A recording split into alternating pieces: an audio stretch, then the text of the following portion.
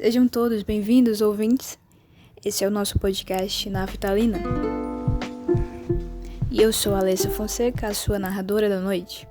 Hoje nós vamos falar sobre os panoramas histórico, cultural e filosófico sobre a visão de corpo e como isso repercute até hoje. E mais especificamente como repercutiu em mim. Vamos primeiro preparar o terreno com Descartes. O pensamento de Descartes traz a racionalidade como fundamento, mas nem tudo nós podemos decidir racionalmente, fazer racionalmente.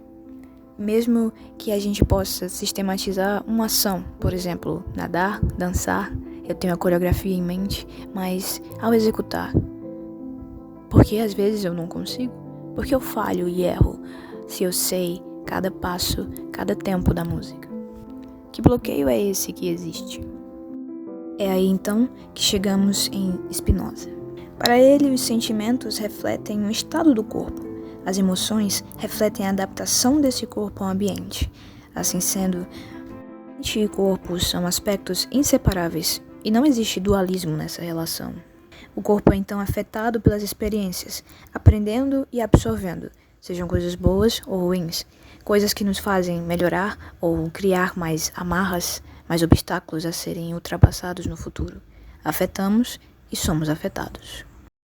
Diante desses dois pensamentos, racionalismo e empirismo, caímos em Kant. Kant se dedicava, entre outras aplicações, a investigar o processo como o humano adquire o conhecimento.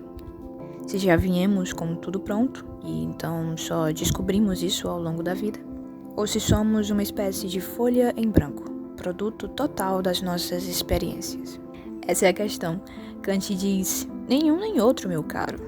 Mas empirismo e racionalismo são complementares. Através da experiência, dos sentidos, iniciamos o processamento de informações e obtemos então o conhecimento. Para Kant, a divisão entre alma e corpo são apenas definições feitas pelo homem para designar algo que ele ainda não entende. A alma é um conceito abstrato que não pode ser investigado anatomicamente. Mas então um equilíbrio, tanto se valoriza a experiência como a razão. É nesse contexto que Nietzsche e Foucault se complementam, ao se debruçar sobre o sujeito e a sua forma de ver a vida a partir da racionalidade, além das estruturas que o dominam. Nietzsche destaca ainda o poder da escolha. Isso nos leva a pensar as relações de controle e castigo no exercício, uma postura tomada por parte dos professores, dos atletas, dos praticantes, ou até mesmo pela sociedade, como foi no início da história da educação física no Brasil, por volta dos anos de 1930, com uma forte vinculação ao militarismo. Essas reflexões ao longo desses 4 meses me fizeram observar algumas coisas. Eu diria dar nome aos bois, perceber a forma como eu sou afetada pelo mundo onde vivo como corpo, a única forma como percebo o mundo em que estou. Lembrei do passado, vi as coisas que continuo repetindo, vi o futuro idealizado, frágil como um castelo de cartas, vi o presente, um presente que continuamente me recuso a desembrulhar, vivendo constantemente na abertura da série, sempre antes, tudo é um prelúdio, ansiando pelo último episódio, onde todos conseguem o que querem. Trabalho, saúde, dinheiro, destruir o vilão. E reunidos em volta da mesa, sorriem, e a palavra fim surge na tela. Os créditos sobem. Isso me leva a lembrar uma fala sobre Anne Frank.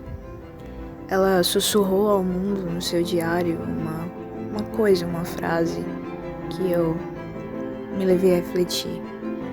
Ela contou que sua mãe costumava dizer que quando ela ficasse triste, ela deveria olhar para toda a miséria do mundo e ficar feliz por não ser ela a sofrer aquelas coisas. Mas Anne, ela discordava. Ela disse, acho que se fizer isso que mamãe está dizendo, vou ter problemas quando for a minha própria miséria. Ao invés disso, eu acho que ir lá fora, olhar a natureza, ver a beleza à sua volta, vai fazer encontrar a beleza dentro de você, surgir a felicidade dentro de si. Essa era a escolha que ela fez. Até porque, naquele momento, ela estava vivendo a sua própria miséria. Então, para onde ela iria olhar?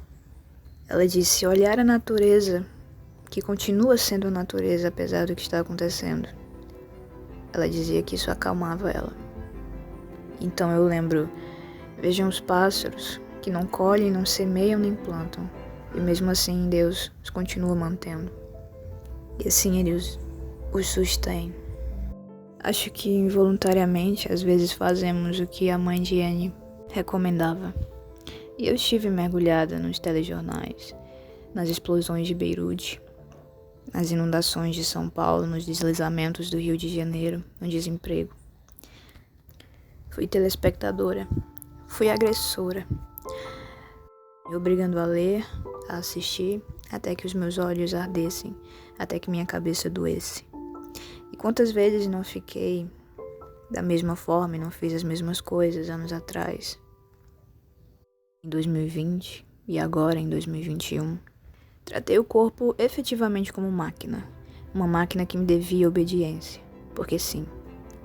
Mas porque sim não é resposta.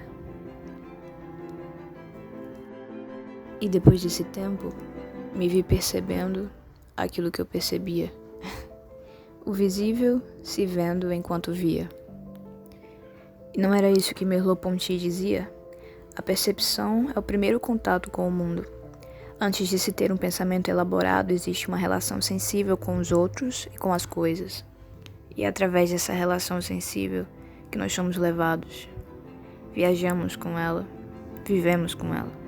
Então, além de contemplar o externo, a natureza, como Annie fazia, paramos e tentamos contemplar o interno e perceber como somos afetados.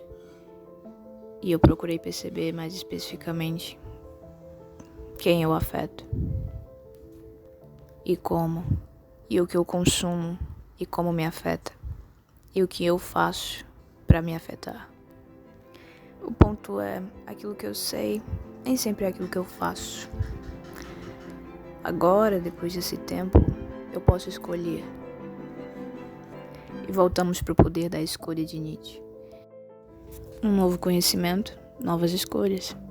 Agora eu posso escolher. É muito interessante poder perceber que com essas novas informações eu posso olhar para as situações do meu dia a dia e ter uma nova interpretação. Perceber que eu tinha e continuo tendo ainda uma visão de corpo como máquina. Mas ter essas novas visões me dá a possibilidade de mudar isso. Mudar essa forma como eu vejo. E eu entendo isso como um processo justamente por entender agora que eu não posso desligar um botãozinho, não posso apagar do HD a minha percepção do corpo como máquina, mas eu posso continuar trabalhando isso. E um início eu já tenho. Eu vou voltar a esse podcast várias vezes, por isso também achei importante ter aquele embasamento inicial. E ao longo do tempo, quando eu fizer esse retorno, eu vou conseguir perceber o que mudou, o que continuou e quem vai ser essa Alessa nesses próximos meses. E as técnicas de respiração incorporei para a vida, é muito bom. Como vemos o corpo, não tange somente a educação física, mas todas as áreas do conhecimento. Fala muito sobre como respeitamos o nosso corpo e respeitamos os outros, como respeitamos o seu tempo, o seu processo de aprendizado. Entendemos que passamos por situações diferentes, vivências diferentes, medos e alegrias. Compreendemos que existem tempos diferentes para aprender um exercício, uma coreografia ou a utilizar um programa de computador. Oferecemos ajuda, pedimos ajuda. Vemos o corpo não como sendo algo dividido em duas partes antagônicas, mas vemos ele como um. Isso é tudo, pessoal. Obrigada pela sua audiência e sua paciência. Obrigada por abrir os seus aparelhos auditivos para essa gota de conhecimento. Eu espero que um dia se torne um bálsamo. Muito obrigada e adeus. PS. Gravar o podcast, na verdade, foi um desafio, porque uma das amarras com que eu cresci foi ter receio, vergonha, às vezes, da minha própria voz. Pelo que as pessoas diziam, pelo que elas comentavam, e como eu ouvia ela, principalmente gravada. Então eu tive que ouvir e ouvir de novo esses áudios que eu montei o podcast, então foi um desafio, na verdade. Eu aprendi durante a pandemia a gostar de ouvir a minha voz gravada por ter que usar muito os aplicativos, as mídias sociais, mas ainda assim foi um desafio gravar o podcast por causa disso. Mas tá aí, tá gravado pra posteridade.